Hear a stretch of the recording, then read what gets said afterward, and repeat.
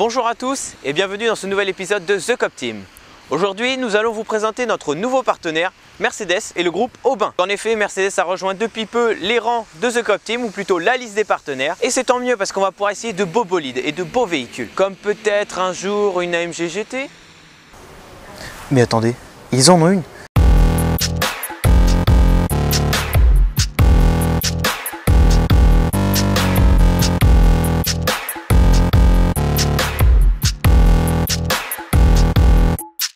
Mais elle n'est pas disponible en tournage. Heureusement, on a quand même une petite classe A pour se faire pardonner. Allez, c'est parti!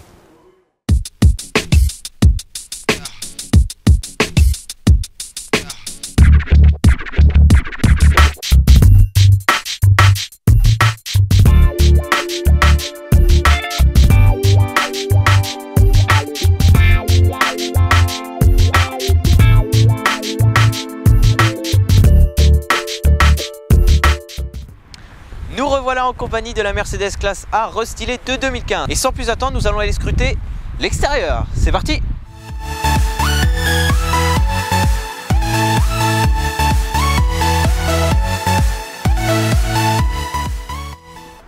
Donc modèle devenu incontournable pour Mercedes et qui plus est séduit un bon nombre de clients depuis 2012. Et on comprend pourquoi. Rien qu'à voir déjà à l'avant avec cette face vraiment dynamique, le gros logo Mercedes qui est vraiment imposant. Et la nouveauté du restylage de 2015, c'est cette calandre sport qui a été rajoutée à toute la gamme, avec notamment les picots dans la calandre. Bon, bien sûr, quand vous les voyez qui sont un peu chromés, c'est qu'on commence à devenir du haut de gamme et cette classe A se veut un peu bourgeoise. Le profil de cette classe A, eh bien, il est aussi dynamique, avec notamment deux lignes, une qui part vers l'avant qui est plus tirée et une qui est plus courbée qui part vers l'arrière. Nous avons aussi les répétiteurs de clignotants dans les coques de rétroviseur, une ligne chromée tout le long, des jantes en alliage 17 pouces et la classe A se veut d'être une compacte avec ses 4,3 m de longueur, 1,7 m de largeur et 1,4 m de hauteur. Eh bien, c'est une petite voiture, enfin une compacte. Mais aussi cette ligne, eh bien, elle souligne quand même quelques problèmes. On pense qu'au niveau de tout ce qui va être arrière et dans le coffre, les places à l'arrière et le coffre, eh bien ça va être réduit. L'extérieur de cette classe A, eh bien, il est comme à l'avant et comme sur le profil, c'est-à-dire on a du raffinement, de l'élégance et du dynamisme. On a les feux à LED, les badges et donc on comprend pourquoi cette classe A attire tant de monde, puisque l'esthétisme, eh bien, c'est le premier motif que les gens disent quand on leur demande pourquoi ils achètent une classe A. Donc pour conclure sur cette classe A à l'extérieur, eh bien franchement c'est réussi. Moi je ne trouve pas vraiment de défaut, mis à part peut-être la vitre extérieure à l'arrière qui est un peu petite, qu'on va voir dans l'intérieur que pour se garer c'est pas vraiment facile, mais il y a des équipements qui permettent de pallier à tout ça. L'avant j'aime beaucoup. On n'a que les phares halogènes ici, avec les LED c'est encore mieux, c'est encore plus beau. Sinon que dire de plus, eh bien pas grand chose. Donc maintenant nous allons passer à l'intérieur et voir si elle contient aussi, elle garde ce même succès à l'intérieur. Allez, c'est parti!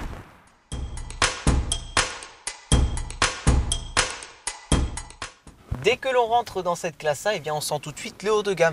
Et ça commence déjà par les sièges, avec des sièges baquets à l'avant et même un peu à l'arrière. Donc en simili-cuir tissu rouge et noir, qui sont très confortables, ils maintiennent très bien dans les courbes. Ensuite nous avons les garnitures de porte qui sont joliment dessinées, avec notamment du chrome. Nous avons les fonctions des rétroviseurs, des fenêtres, bref, classique. Encore une barre de chrome en dessous, elles sont vraiment très bien dessinées ces portes, avec notamment aussi l'incrustation de tissu. En face de nous, nous avons un beau volant 3 branches multifonction, avec là aussi du chrome. Nous avons les commandes pour le son, la radio, le téléphone. Et nous avons aussi les menus qui nous servent à gérer la voiture, la consommation, etc. Et en face de nous, nous avons deux beaux compteurs cerclés, griffés jusqu'à 260 km/h, même si elle ne les atteint pas sur cette 160D, mais qui sont aussi très joliment dessinés, avec ces aiguilles rouges qui ressortent avec tout le chrome.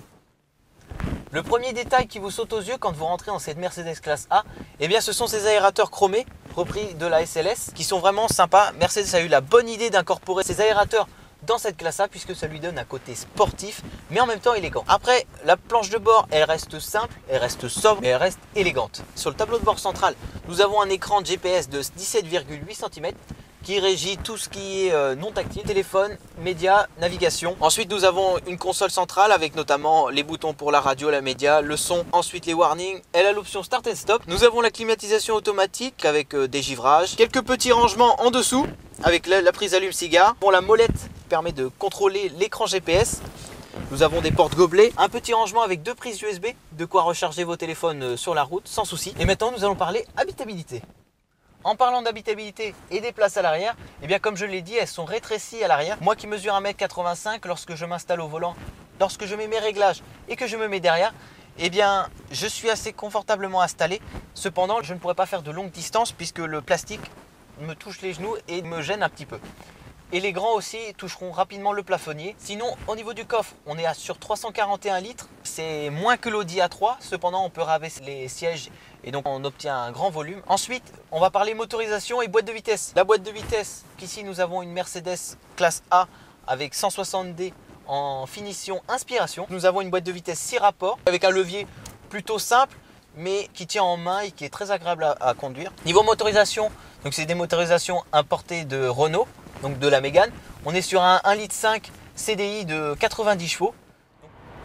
Pour conclure sur l'intérieur, eh bien, on peut dire que cette finition inspiration, eh bien, elle dépasse mes attentes parce que je n'attendais pas autant d'équipement dans cette Mercedes, surtout au 2e degré de finition. Alors à imaginer sur les degrés de finition supérieurs ce que ça doit donner. Ça doit être vraiment encore mieux avec les sièges cuir et tout ça, chauffant. Sinon, on va attaquer maintenant la caméra embarquée. Allez, c'est parti!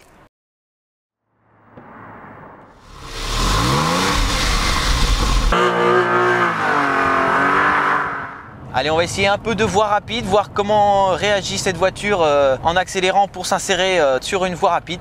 C'est parti!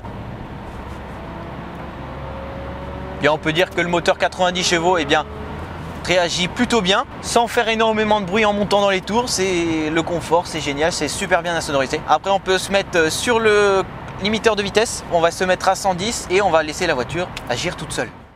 Donc en ce qui concerne des performances, on est sur ce moteur 1,5 litre 90 chevaux, on est sur du 180 km/h maximum. Un 0 à 100 atteint en 13 secondes 6.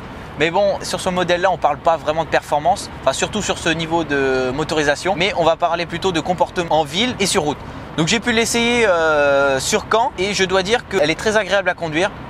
Le seul bémol que je donnerais, ça serait la visibilité sur les vitres arrière, qui à mon goût, comme c'est une coupée et qui est rétrécie à l'arrière, on ne voit absolument rien. C'est pour ça qu'on va pallier à tous ces problèmes-là avec la caméra de recul qui est intégrée. C'est un confort quand même à ne pas négliger, qui permet dans ces cas-là, quand on a des petites voitures avec une vitre assez coupée à l'arrière, comme sur la Renault Clio 4, eh bien de pouvoir se garer assez facilement. Je tiens à remercier bien sûr Mercedes Aubin pour m'avoir prêté cette classe A. Nous allons parler du cœur de chaque caméra embarquée quand nous essayons une voiture, et bien c'est la consommation. Et oui, on bénéficie sur cette classe A d'un réservoir de 50 litres et Mercedes annonce une consommation de 4,1 litres en mixte. Pour l'avoir eu toute la journée, eh bien on peut voir que franchement le niveau n'a pas bougé. C'est vraiment du 4 litres 1. Après vous pouvez avoir sur l'écran de GPS un graphique vous montrant les 30 dernières minutes d'utilisation de la voiture. Vous pouvez voir votre consommation d'essence en temps réel.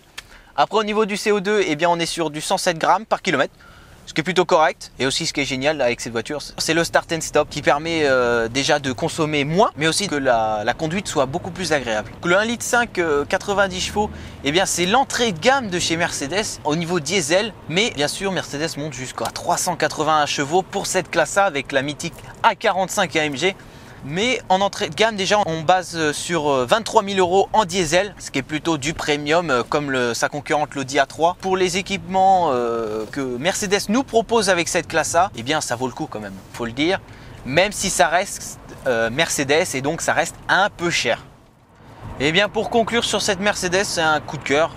Oui, j'ai beaucoup de coups de cœur, ça arrive, mais franchement, il n'y a rien à redire sur cette petite classe A, à l'extérieur, à l'intérieur, les équipements, les options, la finition. Franchement, il n'y a rien à redire. Je vais essayer de négocier avec Mercedes pour essayer de repartir avec. Ça va être difficile, mais bon, je vous tiens au courant.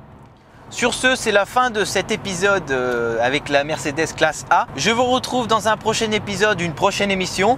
D'ici là, portez-vous bien et surtout, vivez automobile. N'oubliez pas d'aller liker la page Facebook et de vous abonner à la chaîne YouTube The Cop Team. Et surtout de la partager. Allez, je vous dis à la prochaine. Ciao, bonsoir.